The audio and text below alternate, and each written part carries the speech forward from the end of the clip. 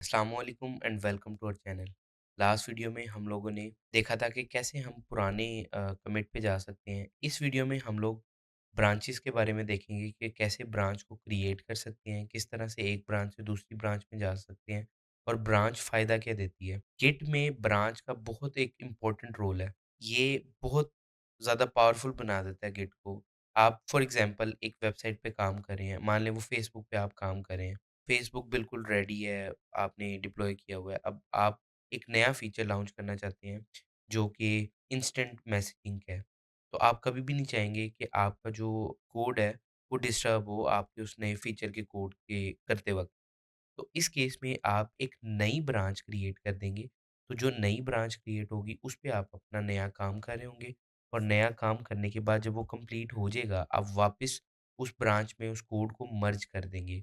तो इस तरह से आप अपने काम को, लाइव ऐप को बगैर डिस्टर्ब किए हुए मज़ीद काम कर सकते हैं। अगर मल्टीपल डेवलपर्स हैं, तो हर किसी को अगर वो अलग-अलग फीचर पे काम कर रहे हैं, तो उनको अलग-अलग ब्रांच बना के दी जा सकती है।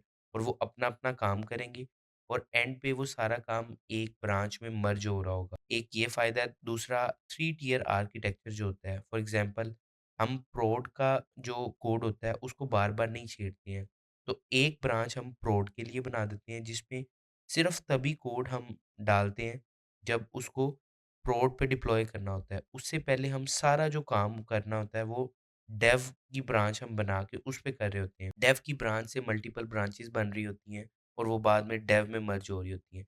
डेव के बाद एक स्टेज एनवायरनमेंट होता है जहाँ पे टेस्टर्स सारी टेस्ट करते हैं कोड को और जब सारा कुछ बिल्कुल ठीक होता है, जब फाइनल आपका कोड होता है, वो सिर्फ़ वो कोड जो है वो प्रोड में मर्ज होता है।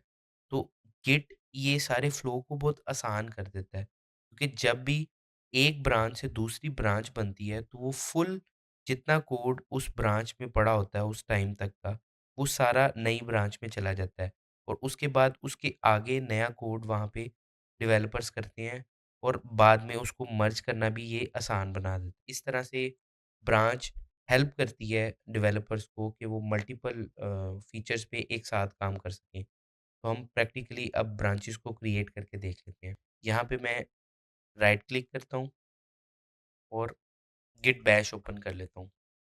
अब यहाँ पे अगर मैं आपको गिट लॉग करके दिखाऊँ, तो आप देख सकते हैं कि यहाँ पे एक मास्टर वर्ड लिखा आ रहा था। ये एक्चुअल में मेरी ब्रांच का नेम है जो जो जब मैंने गिट इनिट किया तो डिफ़ॉल्ट ये ब्रांच उसने क्रिएट कर दी थी। तो अगर मैं यहाँ पे देखना चाहता हूँ कि मैं किस ब्रांच में हूँ। फॉर एग्ज़ाम्पल कई बार आप वीएस कोड पे काम करते हो, उसका टर्मिनल यूज़ कर रहे होते हैं, तो वहाँ पे ये लिखा नहीं आ रहा होता। तो किस तरह आपने देखना है, तो यहाँ एक कमांड होती है गिट ब्रांच -v। तो ये देखें वो बता रहा है कि इस वक़्त आप मास्टर ब्रांच पे काम कर रहे हैं। ये स्टार जो लगा हुआ है इसका मतलब है कि इस वक़्त आप मास्टर ब्रांच में हैं।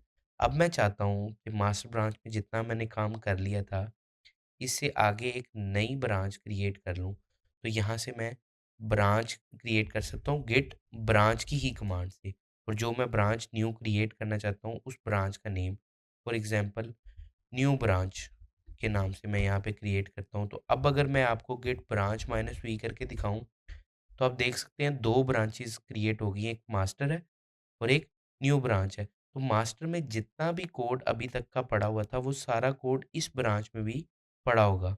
लेकिन अगर मैं मास्टर में इससे आगे काम करना स्टार्ट कर देता हूँ, तो वो इसमें न्यू ब्रांच में नहीं होगा और इसी तरह ही अगर न्यू ब्रांच में कोई काम करना स्टार्ट कर देता हूँ, वो मास्टर ब्रांच में नहीं होगा। एंड पे हम ये सारा कोड मर्ज भी करेंगे। अभी मैं चाहता हूँ कि एक ब्रांच से दूसरी ब्रांच में किस तरह से शिफ्ट करते हैं, तो उसके लिए कमांड है गिट चेकआउट। जो जै हमने रिवर्ट करने के लिए भी या पुराने कमिट पे जाने के लिए भी यूज़ की थी। तो गेट चेकआउट न्यू ब्रांच जो ब्रांच का नेम था वो आप दे देंगे और एंटर कर देंगे। तो अब अगर मैं आपको गिट ब्रांच -v करके दिखाऊँ तो आप देख सकते हैं मैं इस वक़्त न्यू ब्रांच में हूँ। अब मैं एक काम करता हूँ, यहाँ पे ऐसा करता हूँ कि कुछ काम और करता हूँ। यहाँ पे एक फ़ाइल बनाता हूँ और उस फ़ाइल का नाम रखता हूँ मैं फ़ाइल फ्रॉम न्यू ब्रांच।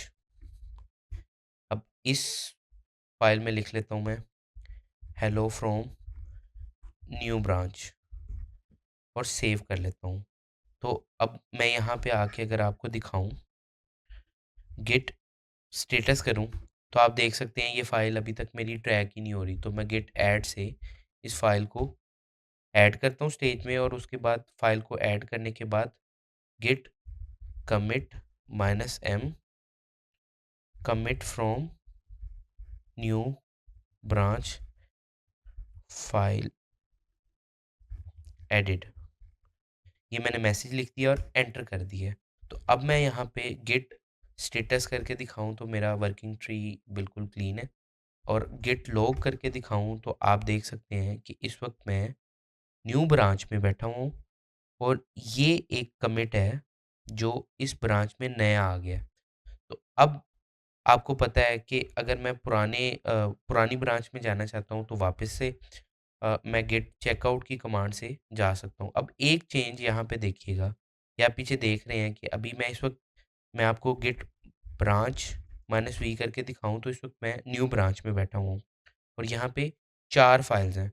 लेकिन मैं यहाँ से गेट चेकआउट मास्टर इस ब्रांच में आके आता हूँ, तो आप देख सकते हैं फ़ौरन से यहाँ पे से वो जो फ़ाइल हमने क्रिएट की थी, वो ख़त्म हो गई है, क्योंकि इस ब्रांच में जितना कोड पड़ा हुआ था सिर्फ़ वही यहाँ पे शो होगा। और इस वक़्त हम गिट ब्रांच -v से दिखाऊँ मैं तो मास्टर ब्रांच पे बैठे हुए हैं। तो इस तरह से आप ब्रांचेज़ क्रिएट कर सकते हैं, एक ब्रांच से दूसरे ब्रांच में जा सकते हैं और वहाँ पे नया काम कर सकते हैं। नेक्स्ट वीडियो में हम लोग देखेंगे कि किस तरह से वो जो न्यू ब्रांच का कोड था वो इस मास्टर ब्रांच में वापस मर्ज करना है। मिलते हैं नेक्स्ट वीडियो में, तब तक के लिए अल्लाह हाफ़िज़।